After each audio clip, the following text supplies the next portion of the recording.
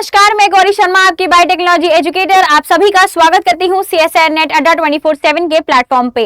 तो आज की इस वीडियो में हम बहुत ही इंपॉर्टेंट डिस्कशन करने वाले हैं RCB फरीदाबाद के MS PhD प्रोग्राम के बारे में, जो कि लॉन्च हो चुका है। तो चलिए उसके डिटेल्स के बारे में कुछ डिस्कशन कर लेते हैं। सबसे पहले अगर मैं बात करती हूँ टाइटल की, तो ये टाइटल रेफर करता है RCB फरीदाबाद को, यानी कि फरीदाबाद में जो एक बहुत ही बड़ा इंस्टीट्यूशन है जिसको रीजनल सेंटर फॉर बायोटेक्नोलॉजी भी बोला जाता है, उसके बारे में हम बात करने वाले हैं, जिन्होंने अपने MS PhD प्रोग्राम बायोटेक्नोलॉजी में 2026 के लिए एप्लीकेशन जो हैं वो रिलीज कर दिए हैं। तो फटाफट से इसकी थोड़ी बहुत डिटेल्स जो है वो हम जान लेते हैं। रीजनल सेंटर फॉर बायोटेक्नोलॉजी एक इंस्टीट्यूशन है नेशनल इंपॉर्टेंस का, यानी कि अगर आप यहाँ से आप MSc करते हो या फिर PhD करते हो तो ये बहुत ही इंपॉर्टेंट हो जाएगा आप लोगों के लिए। बहुत ही एकेडमिक एक्सीलेंस जो है वो आपके एक टाइटल में ऐड होने वाला है। Established bye DBT government of India under the UNESCO category 2 में आता है।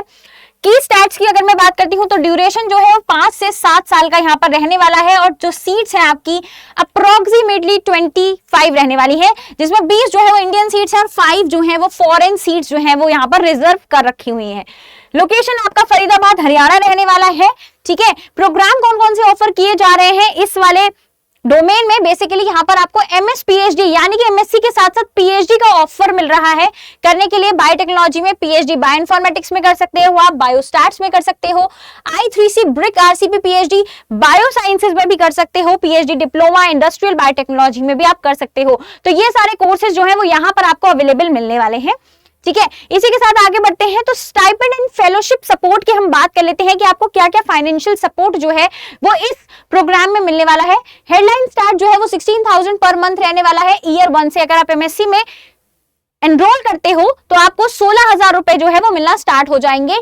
फेलोशिप का नेम रहने वाला है RCB रामाचंद्रन DBT फेलोशिप, और ये कवर करता है फर्स्ट 2 इयर्स को, यानी कि आपका मास्टर्स का स्टेज जो है वो ये कवर करने वाला है। नो वेटिंग पीरियड जो है वो यहाँ पर गिवन है।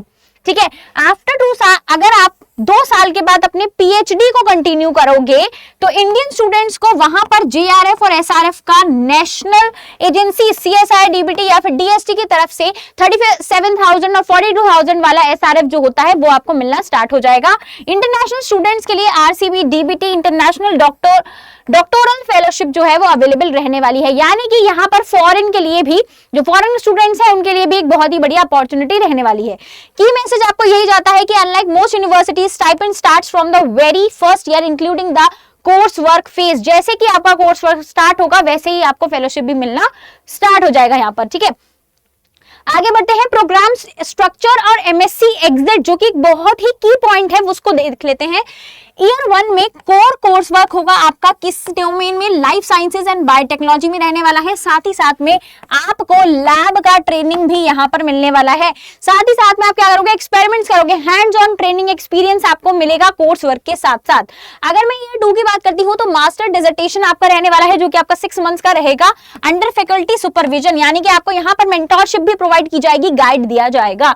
ठीक है, 2 साल के बाद अगर आपका परफॉर्मेंस रिव्यू होता है तो आप वहां से MSc के साथ एग्जिट भी ले सकते हो, यानी कि आपको अगर लगता है कि यहां पर MSc कंप्लीट करने के बाद मुझे इस वाले इंस्टीट्यूट से PhD नहीं करने का है, तो आप यहां से आराम से 2 साल के बाद जो है अपनी डिग्री लेकर जा सकते हैं और एग्जिट कर सकते हैं। लेकिन अगर आपका परफॉर्मेंस रिव्यू होता है और आपको अच्छे मार्क्स मिलते हैं तो आप कहीं ना कहीं यहां से भी PhD कर सकते हो। ठीक है, या तो आप PhD को कंटिन्यू कर सकते हो या आप MSc के बाद एग्जिट कर सकते हो, ये टोटली आप पर डिपेंड करेगा। लेकिन PhD करने के लिए आपका जो परफॉर्मेंस है वो बहुत बढ़िया होना चाहिए। ठीक है, 3 से 7 साल की आपकी फुली फंडेड PhD रहने वाली है, और फिर थीसिस जो है वो research supported by JRF SRF और RCB DBT फेलोशिप जो है वो आपको यहाँ पर मिलने वाली है PhD के दौरान। मिनिमम ड्यूरेशन आपका 5 साल रहने वाला है PhD का, और मैक्सिमम जो है वो यहाँ पर क्या मेंशन है, 7 साल में आपकी PhD जो है वो निश्चित तौर पर जो है वो कंप्लीट हो ही जाएगी। तो ये एक बहुत ही बड़ा एडवांटेज है उन लोगों के लिए जो मास्टर्स और PhD को साथ में करने का सोच रहे हैं। ठीक है, आगे बढ़ते हैं। एलिजिबिलिटी क्राइटेरिया क्या रहने वाला है, कौन सी क्वालिफिकेशंस होनी चाहिए? तो बैचलर्स डिग्री होनी चाहिए आपकी साइंस में, इंजीनियरिंग में, मेडिसिन में, या फिर इक्विवेलेंट आपका हो सकता है। ये जो भी लोग बैचलर्स में अवेलेबल हैं अभी इसको फॉर्म को फिल कर सकते हैं। ठीक है, मार्क्स आपके रहने वाले हैं 60% एग्रीगेट आपको मार्क्स लाने हैं, या फिर आपका ग्रॉस परसेंटेज एग्रीगेट जो है वो उतना होना चाहिए। 5% रिलैक्सेशन है for the ST, ST, OBC and PW students के लिए। ठीक है, फाइनल ईयर स्टूडेंट्स की अगर मैं बात करती हूँ तो eligible to apply must submit the proof of marks for the time of admission, लेकिन आपको फाइनल जो आपका मार्कशीट होगा वो भी यहाँ पर लगाना पड़ेगा। इंटरनेशनल स्टूडेंट्स की अगर मैं बात करती हूँ तो must hold valid student visa, साथ ही साथ में मेडिकल इंश्योरेंस भी होना चाहिए। एलिजिबल डिग्रीज कौन कौन सी हो सकती हैं? बीएससी किसी भी साइंस के डोमेन में, किसी भी अलाइड साइंस के डोमेन में आपका बैचलर्स है तो आप इसके लिए अवेलेबल है, एलिजिबल है। बीटेक, बीई, एमबीबीएस, बीडीएस और साथ ही साथ में बी फार्मा के स्टूडेंट्स भी यहाँ पर एलिजिबल हैं इस एप्लीकेशन फॉर्म को फिल करने के लिए। तो देख रहे हो ना कितना वास्ट डोमेन उन्होंने ओपन कर रखा है कि बहुत सारे स्टूडेंट जो है, बहुत सारी डिग्री जो है वो यहाँ पर एलिजिबल है अप्लाई करने के लिए। ठीक है, आगे बात कर लेते हैं सिलेक्शन प्रोसीजर की, किस तरीके से आपका सिलेक्शन प्रोसीजर जो है वो यहाँ पर देखा जाएगा। तो अगर मैं इंडियन स्टूडेंट्स की बात करती हूँ तो गैट बी का एग्जामिनेशन जो अभी 17 मई को होने भी वाला है बच्चे, ठीक है, ग्रेजुएट एप्टीट्यूड टेस्ट बायोटेक्नोलॉजी में जो होता है कंडक्टेड बाय एनटीए, उसके बेसिस पे आपकी शॉर्ट टेस्टिंग की जाएगी, ऑनलाइन पर्सनल इंटरव्यू होगा, यानी कि गैट बी के साथ साथ आपका एक पर्सनल इंटरव्यू भी लिया जाएगा जिसमें आपका रिसर्च दिमाग जो है वो टेस्ट किया जाने वाला है। फॉरेन स्टूडेंट के लिए डायरेक्ट ऑनलाइन एप्लीकेशन होगा, इंटरव्यू होगा, interview focus, research aptitude, scientific interest और साथ ही साथ में क्रिटिकल थिंकिंग के बेसिस पे उनका ये इंटरव्यू जो है वो रहने वाला है। रिजर्वेशन जो है वो एज पर गवर्नमेंट नॉर्म्स जो है वो चलेगा, एससी, एसटी, ओबीसी के लिए, ईडब्ल्यूएस के लिए, पीडब्ल्यूडी के लिए। Gate B portal eight dbt.nta.ac.in पे जाके आप रिजर्वेशन के बारे में पढ़ सकते हो। ठीक है, आगे बढ़ते हैं, फीस एंड की डेट्स को डिस्कस कर लेते हैं कि क्या आपकी फीस रहने वाली है, क्या इंपॉर्टेंट डेट्स रहने वाली हैं। एप्लीकेशन फीस रहने वाली है आपकी 500 रुपए। एग्जेम्प्टेड कौन कौन है यहाँ पर? ये सारे जो स्टूडेंट्स हैं वो सारे एग्जेम्प्ट है, फीस उनको नहीं देनी है। ट्यूशन फीस की अगर मैं बात करती हूँ तो ये 6000 रुपए रहने वाली है पीएचडी स्टेज तक। समझ रहे हो ना, सेमेस्टर की जो फीस है वो सिर्फ और सिर्फ 6000 रुपए रहने वाली है। कितना मिनिमल फीस जो है वो यहाँ पर है।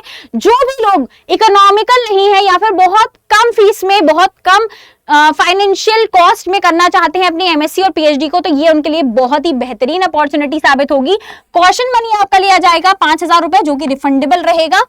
हॉस्टल की सिक्योरिटी डिपॉजिट भी आपका 5000 रहेगा अगर आपको हॉस्टल मिलता है तो। ठीक है, पीएचडी थीसिस का एग्जामिनेशन फीस आपका 10,000 रुपए रहने वाला है जब आप अपनी थीसिस को सबमिट करोगे। लास्ट डेट टू अप्लाई है यहाँ पर 30th of April, यानी कि अभी भी आपके पास टाइम पीरियड है, तो आप इसको फटाफट से अप्लाई कर दीजिए। एप्लीकेशन ओपन हो चुके हैं, इसके अप्रैल 2026 तक ओपन रहेंगे। हॉस्टल बॉयज एंड गर्ल्स का अवेलेबल है, वाईफाई कैंपस है, साथ ही साथ में लाइब्रेरी है, कोऑपरेटिव मेस है और साथ ही साथ में बायोटेक की फर्निश्ड और बहुत ही शानदार लैब जो है वो यहाँ पर आपको देखने को मिलने वाली है। ठीक है, तो कहीं ना कहीं बहुत सारी चीजें जो है वो आपके लिए बहुत ईजी वे में यहाँ पर मिल रही है। बस आपको क्या करना है, गैट भी अगर आपका निकला हुआ है तो आप तुरंत इसमें अप्लाई कर दीजिए। ठीक है, स्टेप क्या है, किस तरीके से आपको अप्लाई करने हैं और कौन कौन सी कॉन्टैक्ट डिटेल्स हैं वो आप यहाँ पर देख सकते हो। सबसे पहले आपको क्या करना है, विजिट करना है उनकी ऑफिशियल वेबसाइट पे जो कि है rcb.res.in, एडमिशंस पे जाना है। एमएससी पीएचडी 2026 और ऑनलाइन जो है वो इसके लिए अप्लाई कर देना है, रजिस्टर करना है, name, mobile number, DOB and login कर देना है। साथ ही साथ में फॉर्म को फिल करते हुए ध्यान रखना कि आपका personal academic category details upload होनी चाहिए, फोटो, सिग्नेचर और मार्कशीट के साथ, क्योंकि कहीं ना कहीं जो है वो एप्लीकेशन फॉर्म फिल करना बहुत इंपॉर्टेंट है और बहुत अच्छी तरीके से फिल करना है। जरा सी गलती जो है वो आपको शॉर्टलिस्टिंग क्राइटेरिया से बाहर निकाल सकती है। पे करने हैं आपको 500 रुपीज जो कि आपकी एप्लीकेशन फीस होने वाली है और बहुत सारे स्टूडेंट जो है वैसे एग्जेम्प्टेड है तो उनको ध्यान में रखिएगा। Appear for GAT B examination Indian students के लिए इंटरव्यू अटेंड करना पड़ेगा। अगर आप शॉर्टलिस्ट होते हो आपके पास एक मेल रिप्लाई आएगा फाइनल एडमिशन तक के लिए। कॉन्टैक्ट आप कर सकते हो, अगर आपको कोई भी नेसेसरी इंफॉर्मेशन चाहिए तो आप यहाँ पर कॉन्टैक्ट कर सकते हो और ये इनका एक कॉन्टैक्ट नंबर दिया गया है। तो फटाफट से जाकर अभी इस एप्लीकेशन प्रोसेस को फर्दर काम करिए इसके ऊपर और साथ ही साथ में बहुत ही बढ़िया अपॉर्चुनिटी है एमएससी पीएचडी साथ में करने के लिए। तो फटाफट से जाइए और 30th of April से पहले इसको जल्दी से फिल आउट कर लीजिए। ऐसे ही और सारी जानकारी के लिए अभी सब्सक्राइब करिए CSIR Net Adda 24/7 को और हम मिलेंगे नेक्स्ट सेशन में।